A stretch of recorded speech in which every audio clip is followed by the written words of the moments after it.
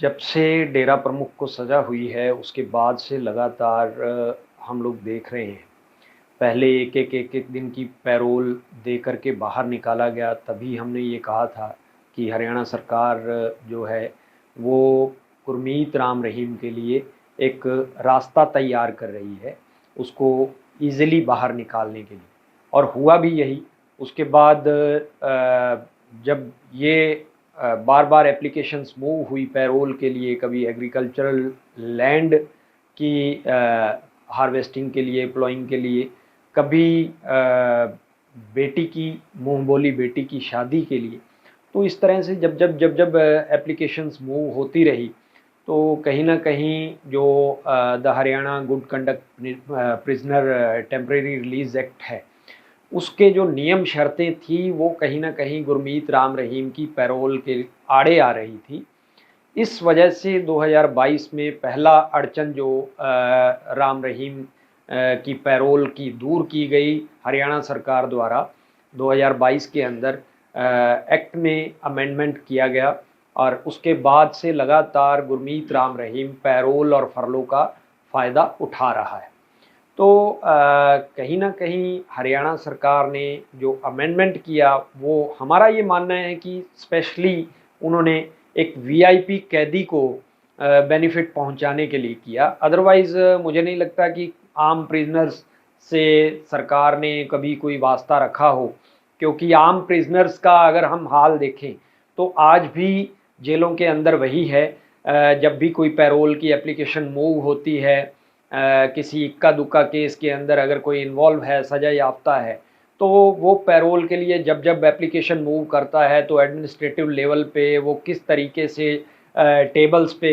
वो एप्लीकेशंस पड़ी रहती हैं महीनों, और कंसीडर नहीं किया जाता। लेकिन यहाँ ये मामला अलग तरह का है, एक वीआईपी ट्रीटमेंट के तहत फटाफट फटाफट उसको अलाउ किया जाता है। और दूसरा ये बात मैं कहूँगा कि जिस तरह के मामलों में गुरमीत राम रहीम सजा याफ्ता है, ऐसे कितने और लोग हैं जिनको इस तरह की कस्टडी में हैं, और उनको पैरोल या फरलों का बेनिफिट लगातार दिया जा रहा है। हाँ, ये मानना अलग बात है कि इक्का दुक्का बार किसी को आपने पैरोल या फरलो दिया हो, लेकिन आप लगातार साल में 91 दिन किसी को बाहर रख रहे हैं, यह मुझे नहीं लगता कि पॉसिबल होगा। और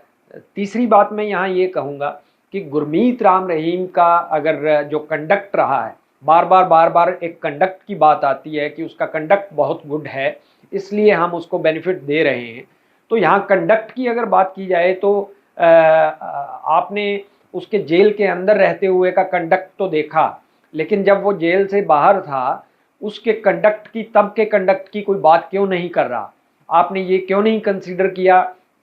कि 2017 में 25 अगस्त को जब ये वर्डिक्ट आया गुरमीत राम रहीम के खिलाफ साध्वियों के साथ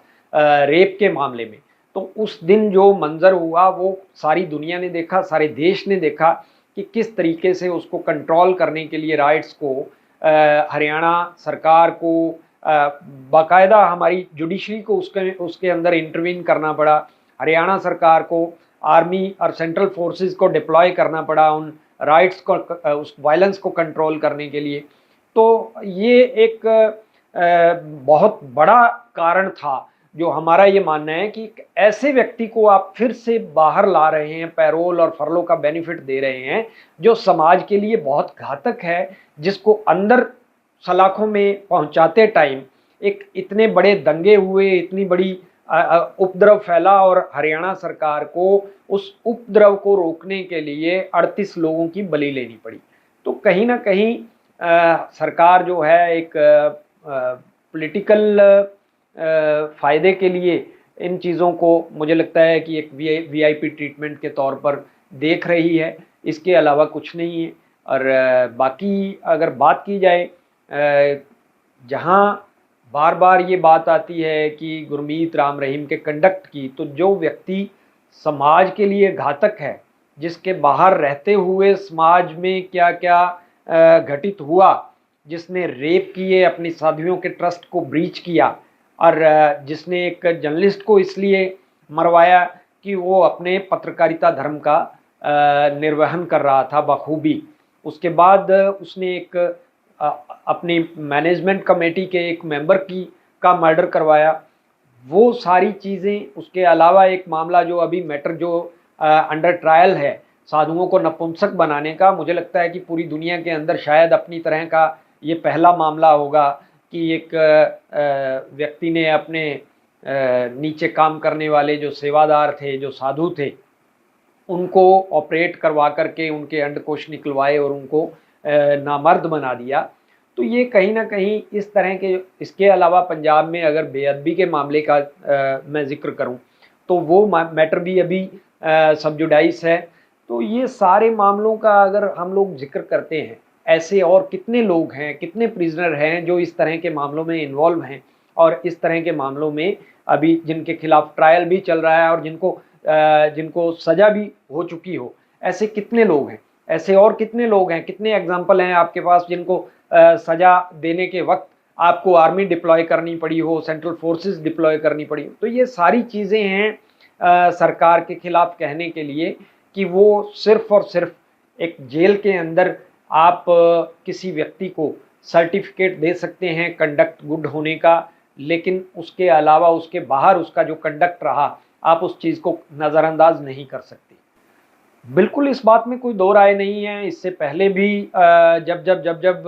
सरकारों को, मैं सिर्फ बीजेपी गवर्नमेंट की बात नहीं कर रहा हूँ, इससे पहले जितनी गवर्नमेंट्स रही, चाहे मैटर उस टाइम अंडर इन्वेस्टिगेशन था या अंडर ट्रायल था, उस वक्त भी ये सारी चीज़ें होती रही। पता नहीं पॉलिटिकल पार्टीज़ या उनके जो लीडर्स हैं उनके दिमाग में ये हवा क्यों बैठा हुआ है कि गुरमीत राम रहीम की जी हजूरी करने से उन लोगों की एक तरफा जीत हो जाएगी, जबकि ऐसा कुछ है नहीं। कोई ऐसा इम्पैक्ट कभी इलेक्शंस के दौरान देखने को मिला नहीं। और इस हवा को जितनी जल्दी पॉलिटिकल पार्टीज समझ जाएंगी, मुझे लगता है बेहतर होगा, क्योंकि यह व्यक्ति जो है समाज के लिए घातक है, खतरनाक है। ऐसे व्यक्ति को किसी भी तरीके का अगर आप पॉलिटिकली कोई फ़ायदा पहुंचाते हैं तो मुझे लगता है कि यह समाज के लिए खतरनाक है। देखिए, जब भी किसी आम व्यक्ति को ये लगता है कि सरकार फला फला मामलों में बदमाशी कर रही, सरकार की बदमाशी के खिलाफ जब कोई व्यक्ति कहाँ जाएगा? सबसे पहले न्यायपालिका के पास जाएगा, न्यायपालिका की शरण लेगा। और अगर एक पब्लिक इंटरेस्ट लिटिगेशन का मतलब क्या है? जनहित याचिका जो जनता के हित को देखकर लगाई गई हो। तो जनहित याचिका में यही कहा गया था कि ये व्यक्ति जनता के हित में नहीं है, समाज का दुश्मन है, इसको पैरोल फरलो ना दी जाए। हरियाणा सरकार नियमों में बदलाव करके इसको फायदा पहुंचा रही है, इसी के लिए जनहित याचिका लगाई गई। ये बात अलग है, मैं अब Punjab and Haryana high court के निर्णय पर कोई टिप्पणी नहीं करूंगा। हालांकि उन्होंने ये कहा कि ये एक एडमिनिस्ट्रेटिव फैसला होता है, अदालत का इसमें दखल नहीं होना चाहिए और सरकार देखे अपने नियमों के मुताबिक, जबकि सरकार पहले से बदमाशी कर रही है और सरकार की बदमाशी के खिलाफ ही ये याचिका दायर की गई थी। तो मुझे ये लगता है कि माननीय हाई कोर्ट को इस पर थोड़ा अदर वे में जाकर के देखना चाहिए था, सोचना चाहिए था कि सरकार की बदमाशी को कौन रोकेगा, न्यायपालिका को ही रोकना चाहिए।